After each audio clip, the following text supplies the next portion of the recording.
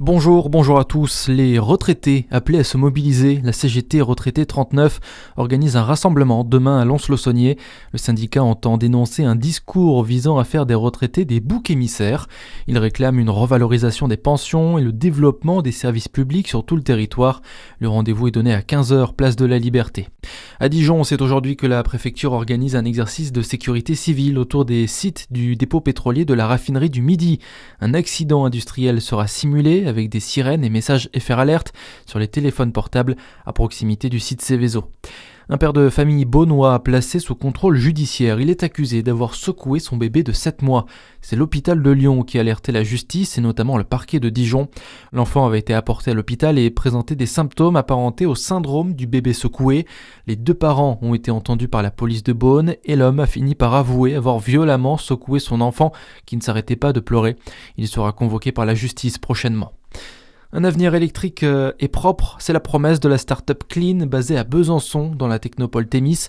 Elle a mis au point une pile à combustible qui produit elle-même son propre hydrogène avec une cartouche minérale interchangeable. Le but, à terme, démocratiser l'utilisation de l'hydrogène qui reste encore marginal dans les déplacements. Et c'est d'ailleurs une solution qui s'adapte à de nombreux projets selon Jean-Patrick Corso, fondateur de Clean. Dans le stationnaire, on va trouver des groupes électrogènes de secours, on va trouver des range extenders pour venir recharger des batteries justement dans des endroits où on n'a pas la possibilité de les recharger, on va trouver des stations télécom. Et puis quand on regarde la mobilité pour l'instant, de l'ordre du kilowatt, c'est-à-dire des scooters, des petits bateaux, des drones bien sûr. Voilà, donc ça, c'est tout un ensemble de choses pour l'instant, des objets. On n'est pas encore sur la voiture ni le camion, ça c'est prévu pour dans 2-3 ans, mais la technologie le permet en tout cas. Et d'ailleurs, la start-up Clean est à la recherche de fonds pour monter une usine dans la région.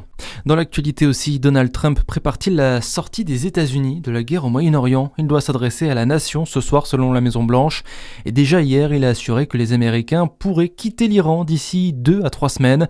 Le président républicain a aussi indiqué que la conclusion ou non d'un accord avec l'Iran était sans importance.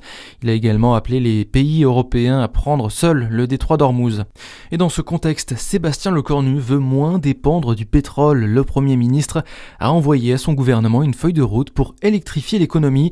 Il veut ainsi davantage de voitures électriques via une offre de location pour certaines professions. Et puis des commerces jurassiens récompensés par la Chambre de commerce et d'industrie. La remise des trophées du commerce a eu lieu en début de semaine à Lons-le-Saunier.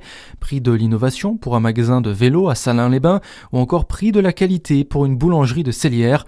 La CCI a voulu valoriser des professionnels novateurs engagés dans le dynamisme des centres-villes. Voilà pour l'actualité, à suivre votre météo sur Fréquence Plus.